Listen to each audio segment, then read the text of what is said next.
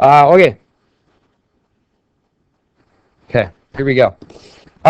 Okay, so would you agree that if the sun is in the sky, it's going to project a similar angle on two different trees of different height? Yeah? Yeah? Would you agree, maybe? Somebody give me something. Yes? No? No? Yeah? Yeah, okay. And would you agree that most trees are perpendicular to the ground?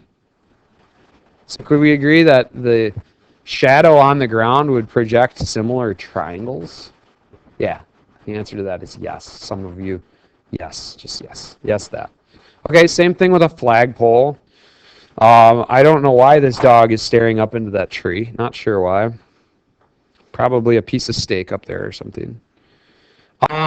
So that's our first scenario. What we can do, you guys, is then we can write out a proportion using these ratios. So the height of the tree and the shadow of the tree are going to be proportional to the height of the flag and the shadow of the flag. So that's the first scenario you might run into. Okay, let's look at the second scenario. Okay, this one is a little bit more challenging for some folks to visualize. But let's say that this young man in his rugby uniform, whatever, any rugby people out there? No? I like rugby people. They're very aggressive and straightforward, not passive aggressive. Okay, so let's say, could we all agree that both of these are 90? I'm assuming that rugby player would stand perpendicular to the ground, and that tree the same. And then maybe this angle would be the same as said angle up there, based on the shadow from the tree. And if I drag this individual out, and then take these angles out,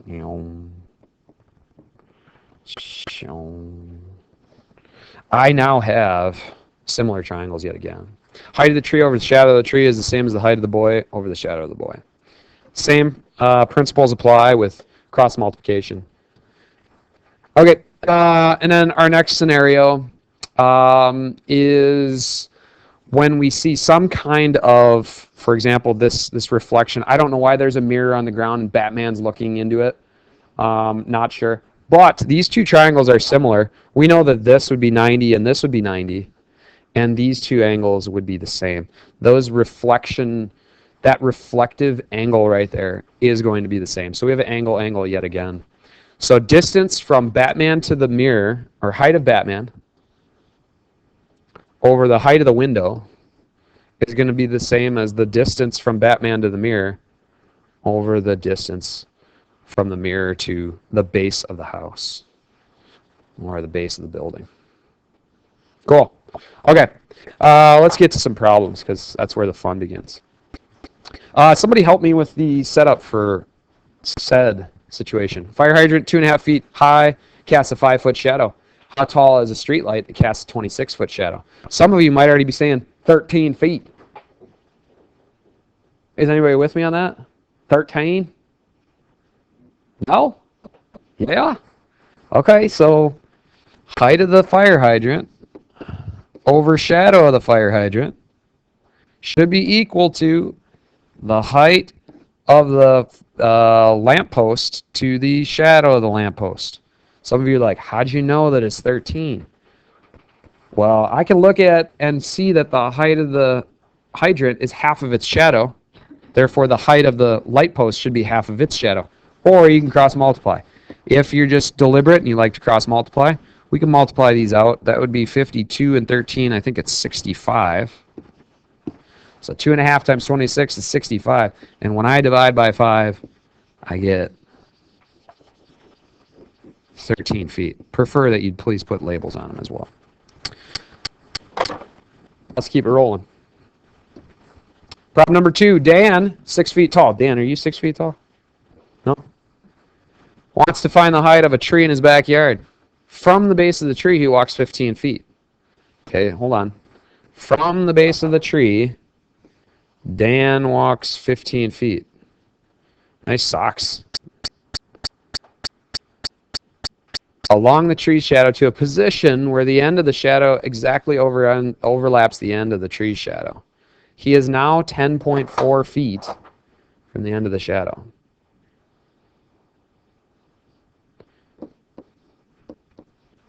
you with a neighbor using Dan's height, which we know, and these two measurements, write out a proportion and take about a minute to do it, and then we can check together.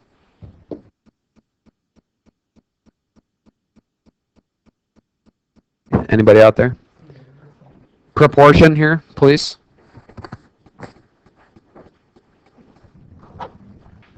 Did anybody draw two separate triangles? Nick, you did?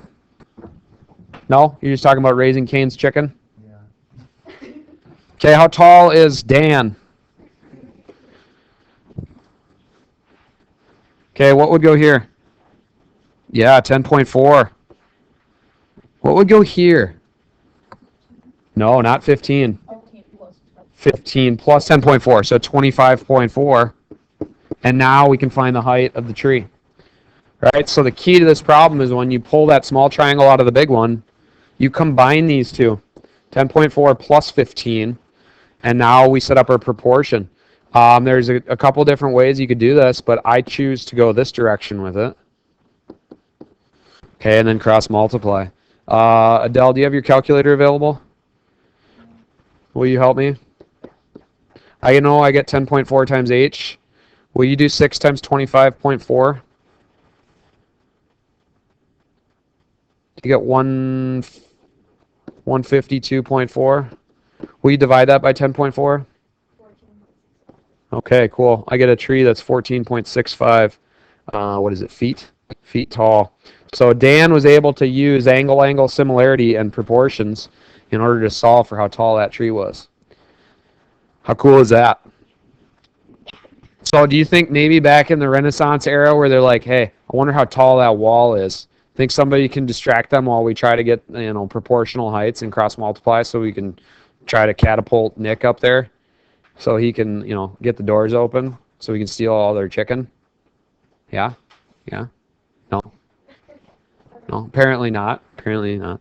Okay. Let's try another one. With a neighbor. Try the setup on this. We'll come back. We'll talk setup in 2 minutes. All right. Anybody? Voluntarios. My French is good. Anybody?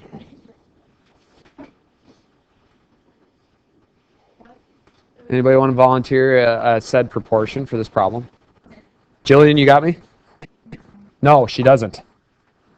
Okay, I'll sketch a little triangle.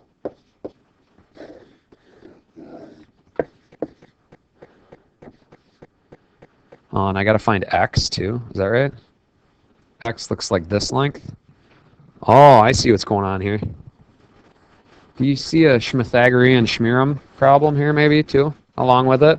What is 3? Oh, 3 and 5. Those aren't nice. What am I supposed to find here? Just D, not X? Oh, X is just that point. Oh, good. Okay, just delta. How many meters long is that length, delta? Okay, proportion. Somebody help my face. Elsa.